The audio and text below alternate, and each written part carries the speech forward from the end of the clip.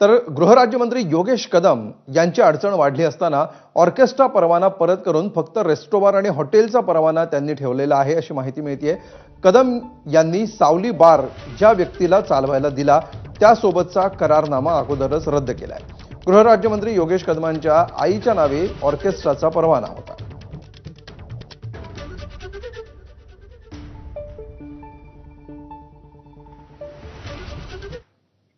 तर गृहराज्यमंत्री योगेश कदमांना राजीनामा द्यावाच लागेल असं अनिल परब यांनी म्हटलंय।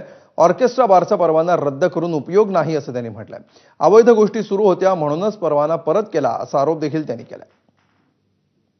मला तर आता मुख्यमंत्र्यांची दया यायला लागलेली आहे की एवढं सगळं उघड सत्य आज तर त्यांनी बारचा परवाना परत दिला, याचा अर्थ त्यांनी मान्य केलं की मी माझ्याकडे चुकीचं काम चालू होतं, नाही तर परवाना परत द्यायची गरज काय होती।